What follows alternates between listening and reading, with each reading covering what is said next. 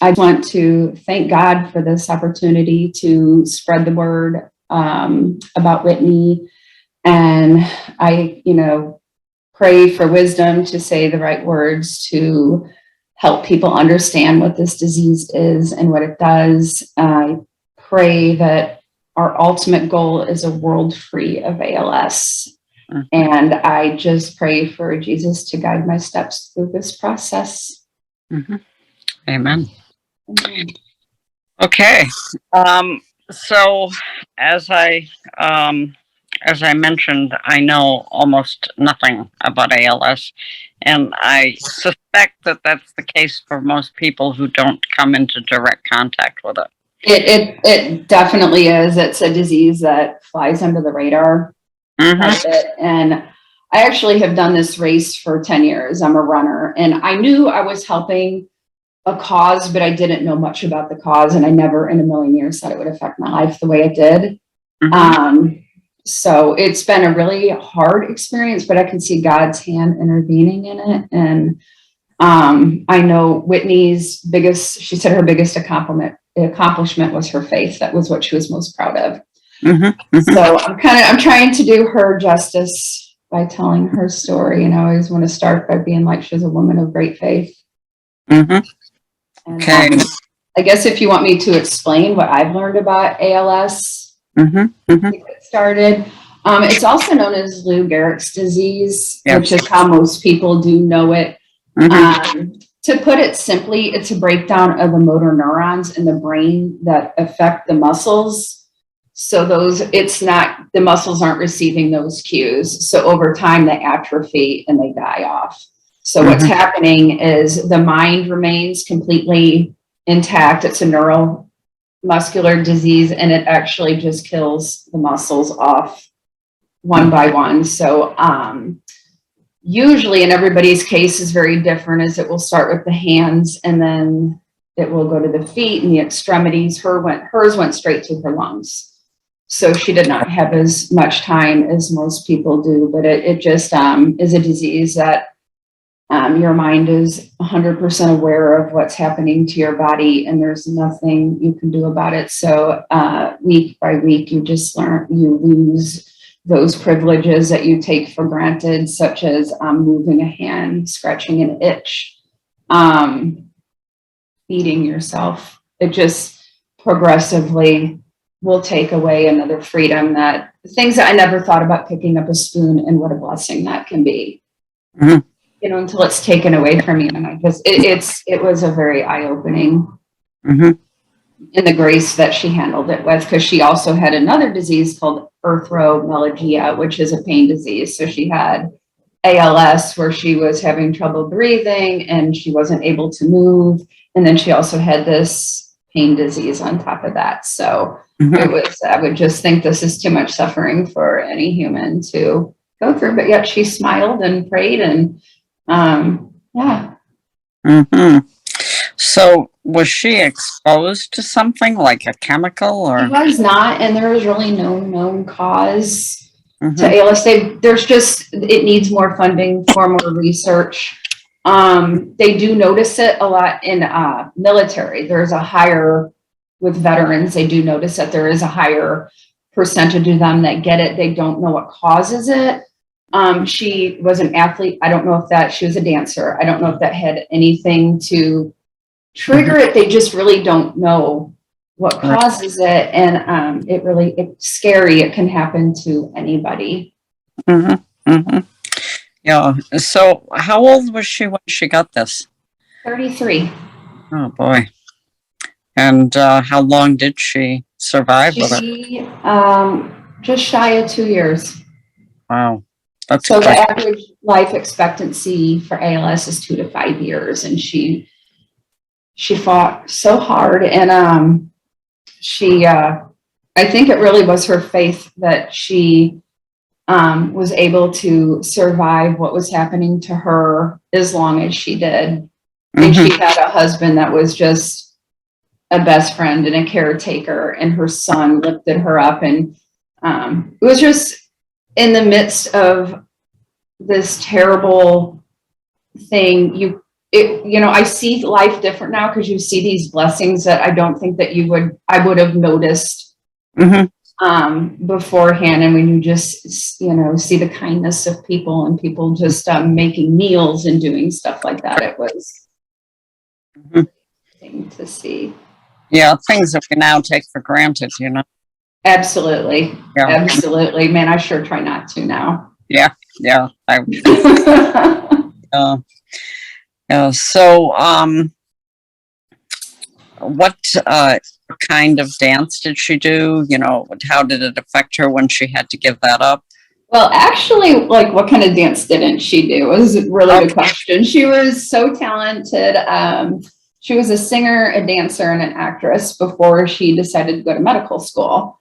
So I know during medical school, she was not able because it was very intensive getting her degrees. I know she wasn't able to do as much dancing and stuff like that while she did that, but did a lot of musical theater. I believe her undergrad was biology and musical theater, as a matter of fact, which I thought really speaks to the person that she is, because she just had these, like, just her interests were an enormous spectrum, so so she spent the last 13 years of her life getting through medical school, and she started noticing her weakness in her hands right around the time that she would be taking her boards. So she did finish her family medicine practice from home, and right around the time she got diagnosed, she actually did fulfill her dream. She was board certified, practicing, family medicine doctor. So she didn't let it stop her. Good. Practice some medicine from home. So obviously a very strong-willed woman. Oh yeah. And honestly, the funniest person I have ever met in my life. I see. You did tell me what it does to the body. How did this kind of affect you? This was a friend of yours, very close friend, and it had to have some direct impact on you too. It did. I honestly feel like it almost changed every facet of my life and how I looked at things. All of a sudden, I think what's really important in life just came into kind of a very direct, I don't know what I'm trying to say. It was just very clear to me what was important and what was not important. And I guess I didn't even realize that was happening, because I kind of jumped in the friend mode, and I just wanted to do whatever I could to help her. So I just decided that we were going to pack as much life into the time she had left as we could, and we weren't going to give up hope. And I tell you what, those 2 years of memories I made with her, they taught me how to live life much differently, when tomorrow is not promised to you. So those little things that you do are big, and to kind of take to slow down and take mental steps of these moments in life, because they're all a gift. I try so hard not to take them for granted anymore, because I just knew every time I left her house, I'm like, I'm never going to leave without saying I love you.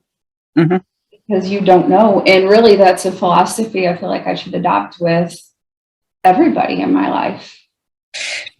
So that's interesting. I had cancer 4 years ago, and I was already advanced stage 2 when it was diagnosed.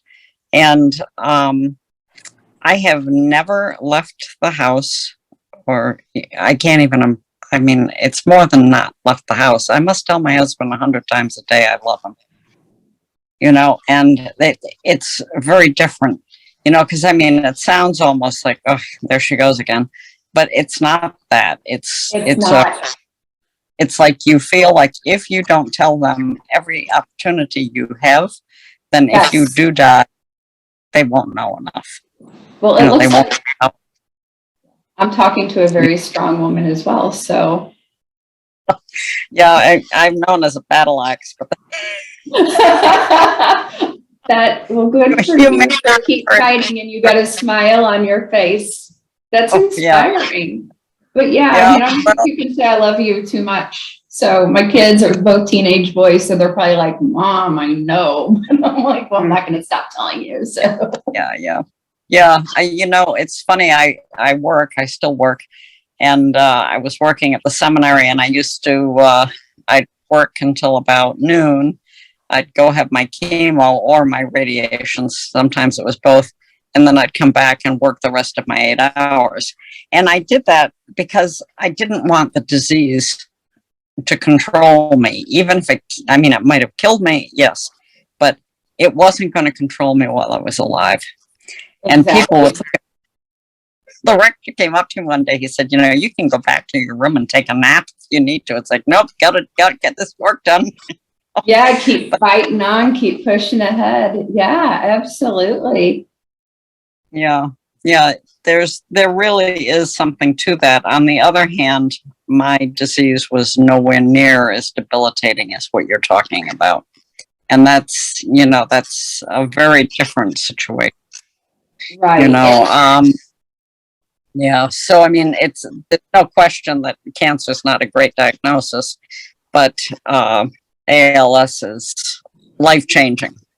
It is. And there's so much, it's just, there's clinical trials, but it's hard to get into them. And by the time Whitney's lungs were affected so quickly that she was not able to do any of the clinical trials. And she was like, I have been handed a terminal, illness. Let me try anything. And there's not enough funding. They have to give those clinical trials to people that, it might be able to have a better chance of helping. So that was very eye-opening to me. And it just made me feel, it makes one feel really helpless when you just want to do everything to help. And there's just not enough resources out there right now. And that's why I just want to I want to get the word out there about ALS and, how it just affects in their body and it just needs a cure.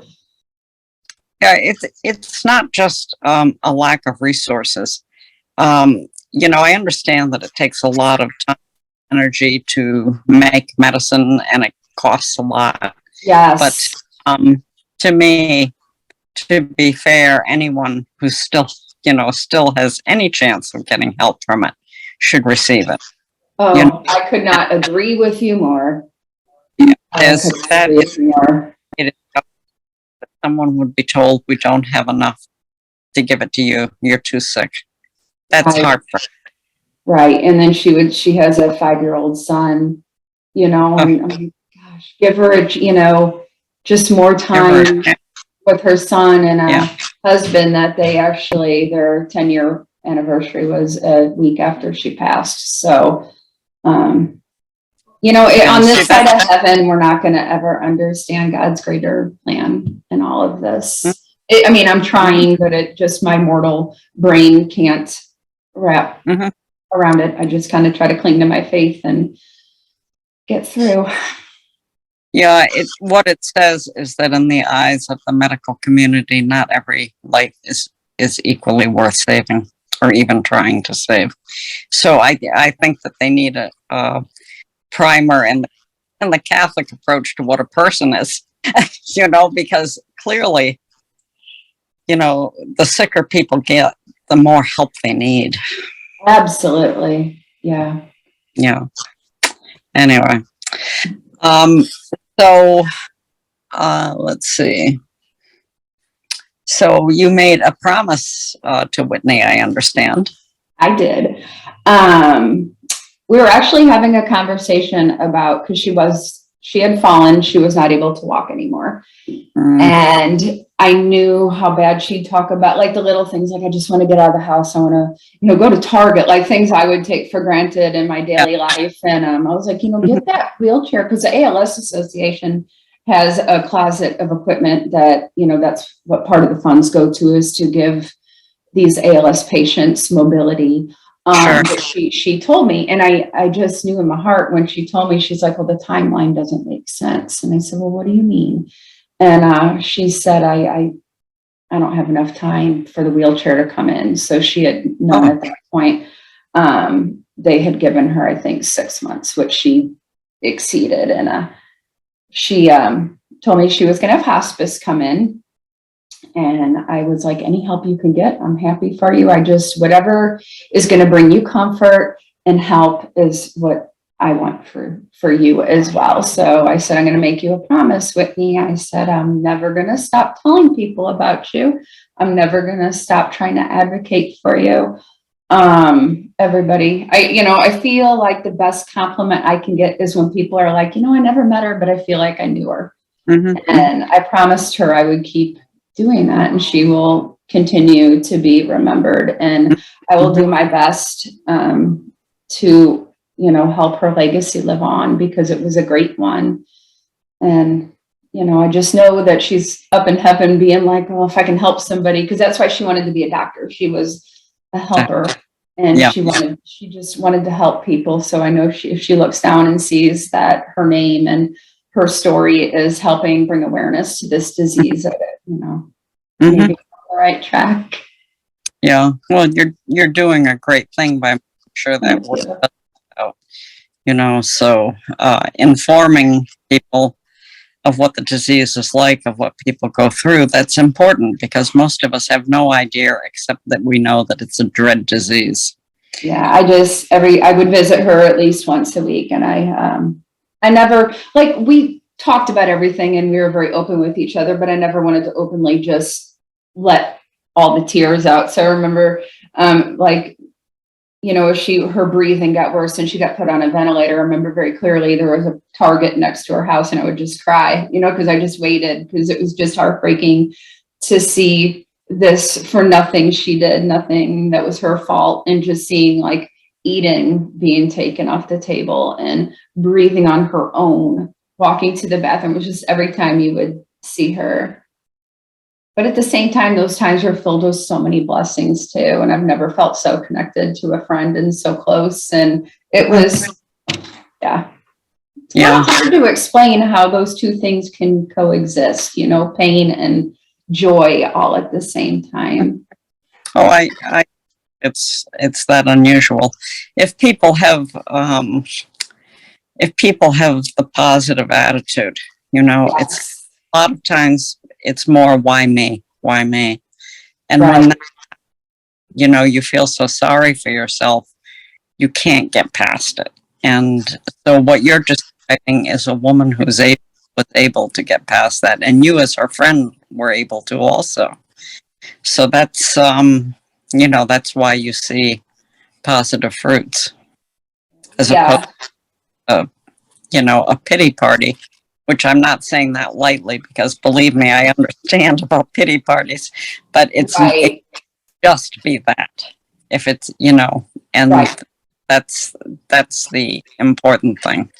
Yeah. And it was kind of funny how it all would come together. I can tell you, I had somebody bring a sloth to her house, I have video from it. It is the most precious thing, because she loved the sloth animal. So this farmer that he said, I said, well, can you record a visit? He said, I'll do one better. I'll bring it to our house. So we did that. We watched we started watching all the Marvel movies. We had a question book that we asked, that we got to know each other even better. We dressed her dogs up and had birthday parties. You know what I mean? It was just things that an element of thinking outside the box that you would never do before, but it wasn't work. It just felt important, and just what we needed to do to make this time so special. Yes, I agree. Mm-hmm. Of course, I have a cat, so we're not going to be dressing her up. You're probably not. I have 3, and they would not like it. Whitney's dogs did not mind. Survive. Yeah. So, anyway, so then we have this Whitney's Warriors race team. What's that all? So sorry, there was a fly. It's in Kimmswick, Missouri. There is a race that was started by a gentleman. His name is Greg Ratliff, who has been a tremendous blessing to me. He lost his wife to ALS, and him and his adult children wanted to do something to honor her. So they started this 5K 1 mile, and it's right along the Mississippi. I'm a runner. It's my favorite course. It's just beautiful. and he just wanted, he wanted to honor Nancy. He wanted to bring awareness to ALS and what it does. And it has grown from a race the first year that was 100 people. Last year we had 800 people, and he has grown it so large that they've raised $250,000. So I've done this race, like I said, every year, not thinking I would ever have a personal connection to ALS. Sure. So the ALS Association reached out to me and said, would you like to have a team? I was like, yes. So we have Whitney's Warriors, and I have been trying to raise money for Whitney. All the money goes straight to the ALS Association in her name. That's great. Yeah, the work that organization does, it's a family you never think you'll be a part of, that if you have to have this happen to you, I couldn't ask for a better group of people to hold me up and help me up through the process. They are just the best. Yeah. They really are. People, I think a lot of times the people that are involved with these groups, I mean, I was just stunned at how good the people I had to deal with who were cancer healers, the radiation, all the nurses. And I mean, they always had a smile on their face. And I mean, exactly.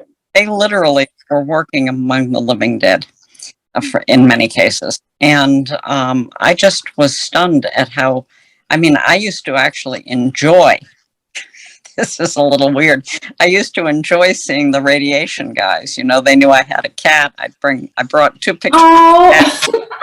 Brought in 2 pictures. I said, okay, this is a picture of Lightning looking at his daddy, and the cat's like all love. And then this is a picture of the cat looking at me, and the cat. Oh, but it was like that silliness that actually. Yes. It's good for the soul. Yeah. I mean, it was like, oh, okay, I'm going to go to radiation now, but I'll see those great guys and girls, and we'll talk about the cat. I mean, it's bizarre, but it really does help. So yes. Stand a sloth and up makes perfect sense to me, and I bet it makes perfect sense to anyone who's been through that kind of disease. Any really serious disease. But yeah, that sounds like fun. Yeah, it was. And, I've always been a person, I'm always been really anxious around doctors, anything, which is funny because she was my best friend and she was a doctor, but, and the things and just any kind of illness would just scare me. And I think it does most people. So the fact that I feel led to, me and Whitney had a book that we asked questions out of it, and there was 3,000 questions in it, and we got to 825. And I thought, that book is unfinished and I need to finish it, because what really struck me with this, I think any terminal illness, particularly ALS being, I think it kind of frightens people, is the isolation and the loneliness. Yeah. And I'm like, if I asked the association, I said, if you have any patients that want someone to come, I want to finish this book. I want to walk that journey with somebody, because if that was me in the same shoes, I would pray that somebody would, that loneliness, I would be up at night thinking like, how can I help? Because I think out of everything, that was what really got me the most. So here, this girl that's scared of anything medical, you know what I mean? How God works. And I'm like, and now I want to go do this. So, and it's through his strength, not my own, because I certainly don't have it. But it just feels like a calling that I want to fulfill. I understand. Yeah, it makes sense. There's nothing worse than an unfinished project that needs to be finished. Yes. And I got I can't do math very well in my head, but 2,000 something questions left. So got my work cut out for me. Yep. But you started the journey, so you should finish it. Absolutely. Oh, thank you. Those words kind of gave me chills. So thank you. Okay. So for people who want to donate, how can we? How should we?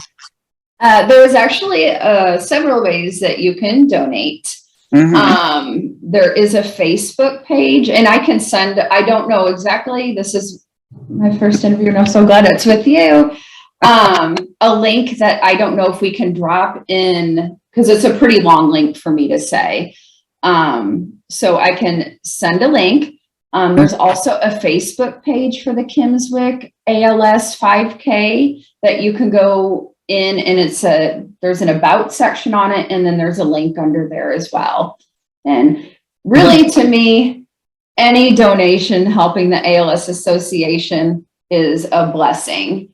Okay. If they choose Whitney Warriors, of course, I'm a little partial to Whitney's Warriors because it's my team. But honestly, the competition with the teams is very friendly because we know the money is all going to the same place. So yeah, through Facebook, through the Kimmswick ALS 5K page, and if there's any way that I can share that link, I definitely will. I'm sure if you email the link to me, I'll make sure that they get to Sebastian Mahfood, who's taping this, and he can put it.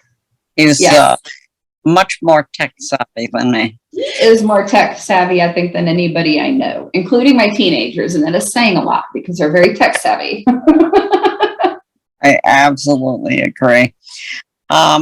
So let's see, if a person can't make a contribution, how else can they help?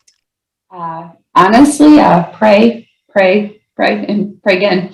Not just for patients with ALS, but really anybody that is dealing with any kind of illness. I just think there's something so beautiful about knowing that there's somebody out there praying for you when you're feeling lonely or when you're feeling scared of the diagnosis.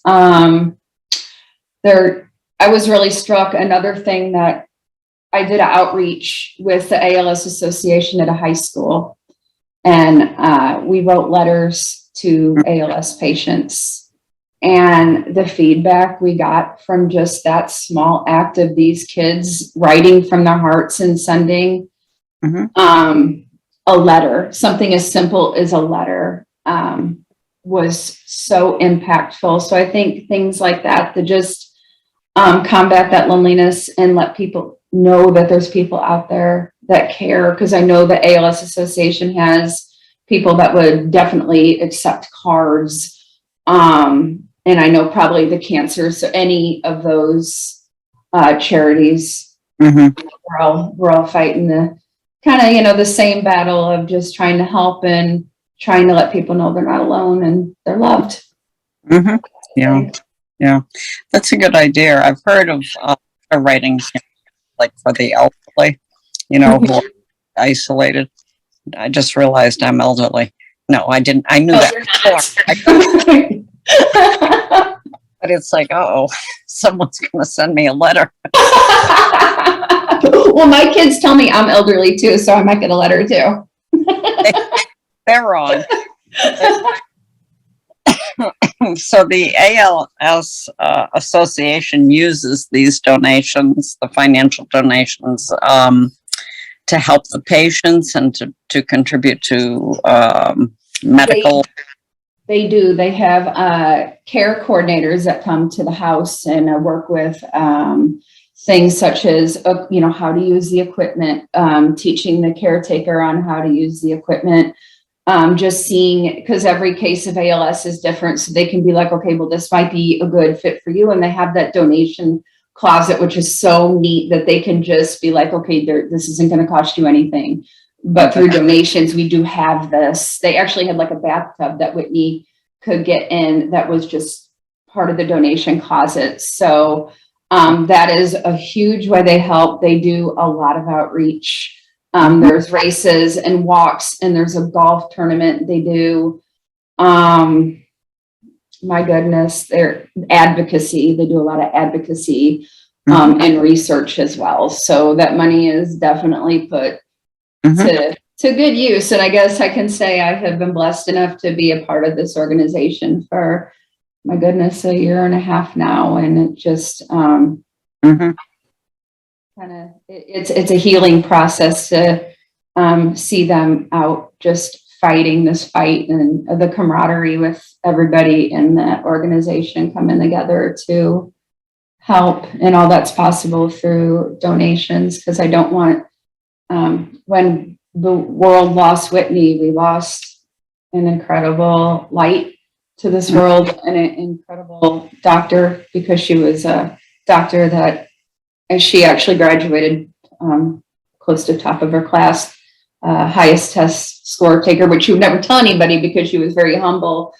But I just think, my goodness, you know what I mean? If we had a cure, she might still be here with us today. This world needs a lot of love, and a lot of people out there that, you know, can provide good health care as well. So, well, perhaps she's helping from where she is now. Boy, I think you're right. I think you're exactly right. She just needed the knowledge before she left, yes. And she uses it now. My gosh, I'm glad talking to you is healing my heart, because we just lost her on April 27th. So it's very, there was a first of everything without her. So I was afraid this is the first interview I've done. I'm like, I'm going to probably cry, and because I miss her so bad. And yeah. So thank you for making this so easy to talk to you and share Whitney's story. Well, it's heartbreaking. I'm getting teary. It's hard to know what people go through. Death, I don't think, is ever easy, but some ways are worse. And when you see someone young, someone young and capable and wanting to help the world, it's hard. Right. Oh, and boy, she did.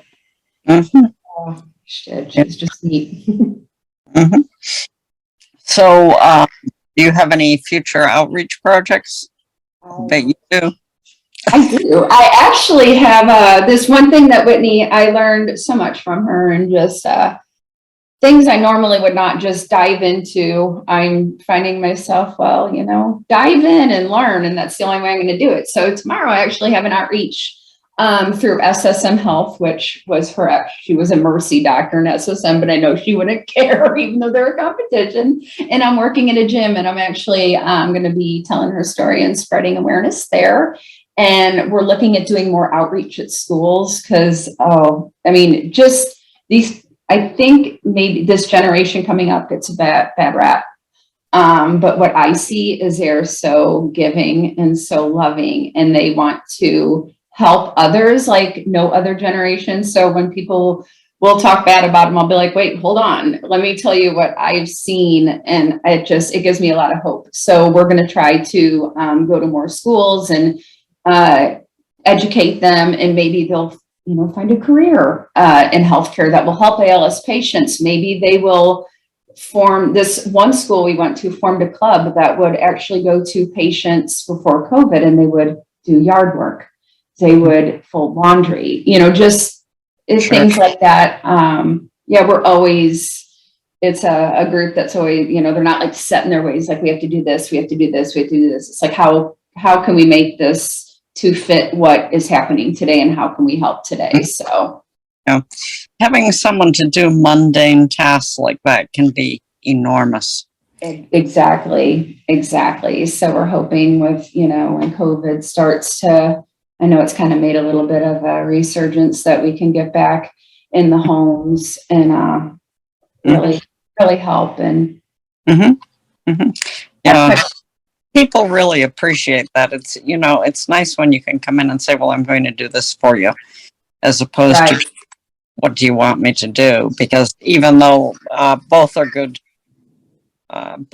people, may be a little shy to say, would you fold my... Exactly. And it's hard. I know for me, it's very hard to ask for help. I don't want to ask for help. You know what I mean? So when someone's like, I'm going to do that, and you can be like, okay, well, thank you. So.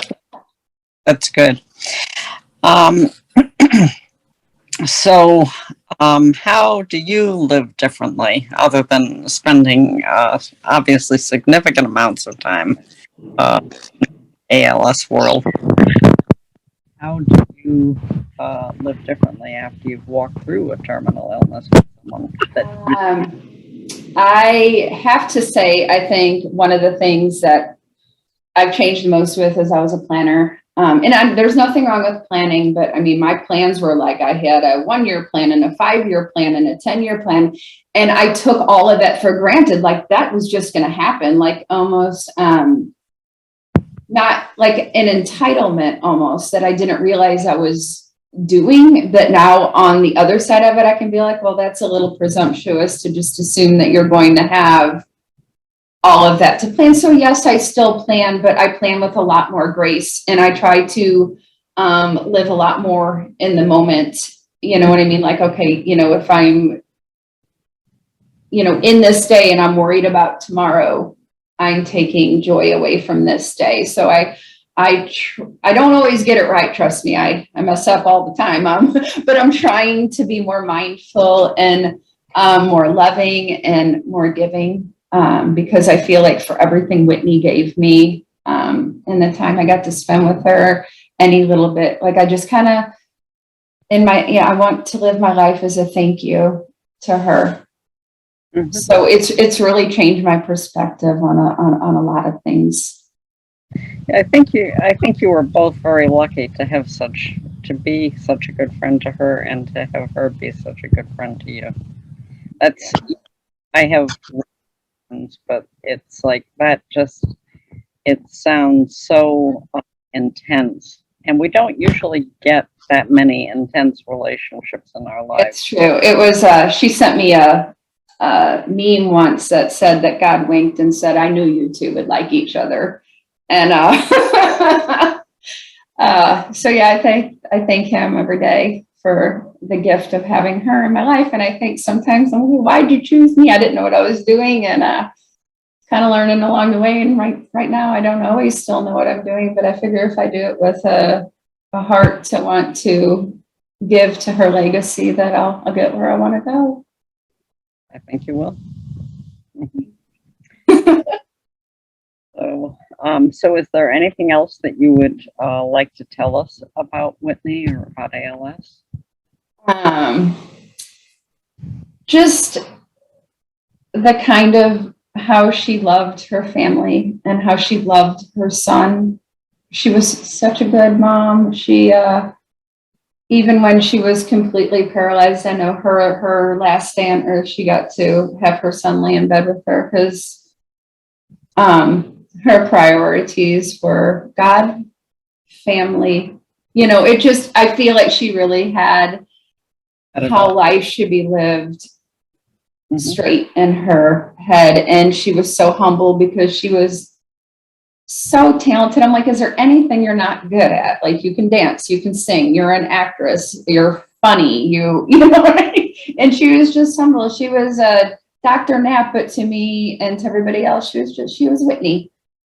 No airs about her, just feel like God made her extra special. I think he makes us all extra special, but boy, Whitney, something else. Don't all respond appropriately to what he's made. Yeah, I've seen. I guess my prayer is that maybe from my words that people can get a picture of a girl that was just as beautiful on the inside as she was on the outside. Good. Okay, well, I certainly have enjoyed this conversation. I have too. I really have too. More of a conversation, but I certainly enjoyed it. I certainly learned quite a bit about ALS and about your friend and about you. Thank you, and I loved hearing about your journey as well. Thank you. You're pretty inspiring. So thank you for sharing your story with me too. Sure. Would you like to close us in? I will close in prayer. Thank you for the opportunity. Thank you, Jesus, for blessing this time. And just, I feel like you created a real connection where we were able to give awareness to ALS and really anybody suffering from any terminal illness or any illness.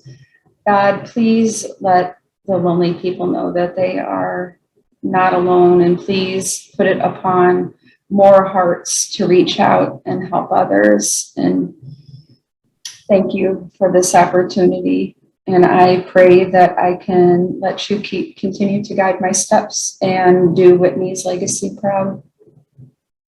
Amen.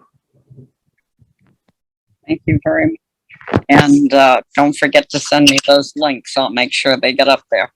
You are amazing. Thank you so much.